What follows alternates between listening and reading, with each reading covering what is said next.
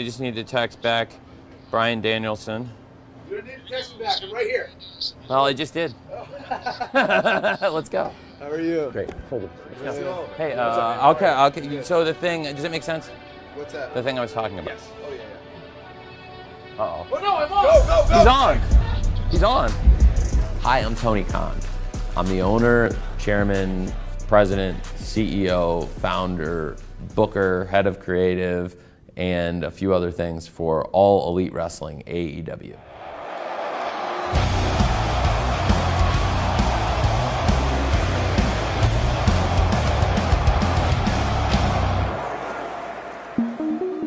I was a TV kid.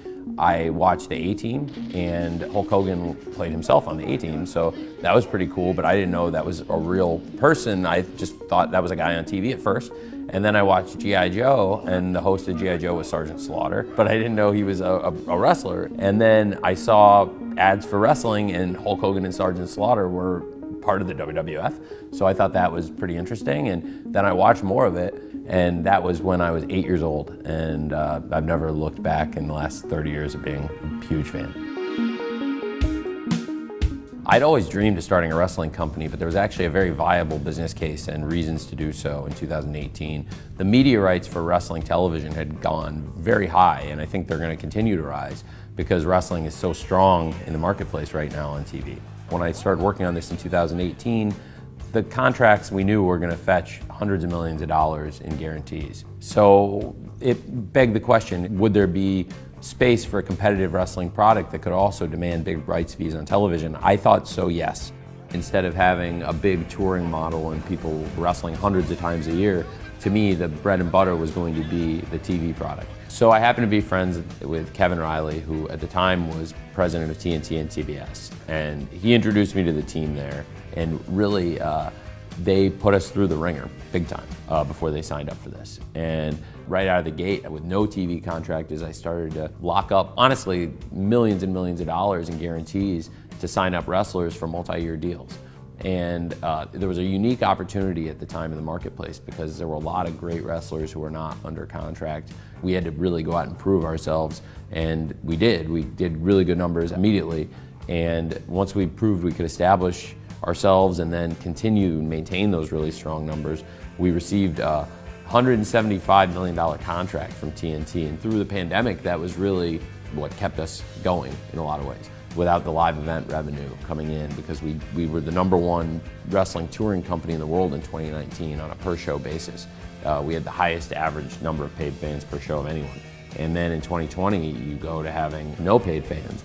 And I tried to be the first to bring fans back to the live event experience, but still, at 25% capacity and everyone physically distanced and in the outdoor space and everyone masked. It was great, but also business-wise. I mean, the ratings picked up because I think the shows are more fun with the fans there, and also that live event revenue is great, and we've been doing fantastic with our live tours through the last several months since we came back in July, August, and September.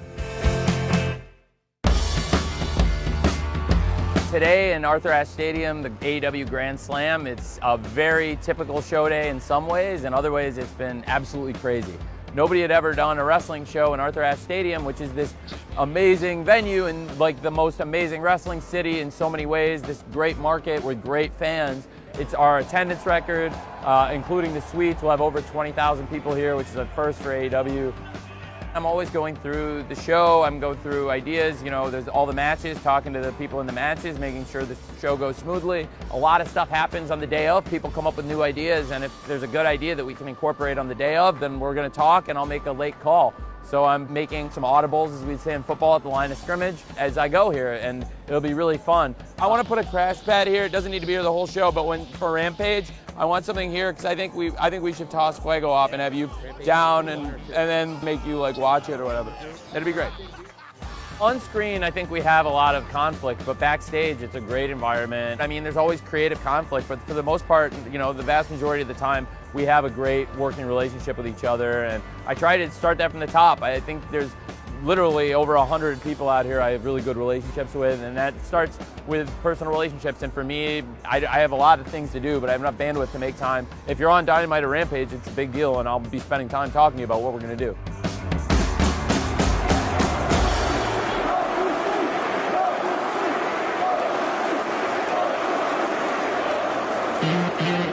Being around Tony Khan is infectious, and he's a wrestling fan. I'm a wrestling fan. That's why I'm here today.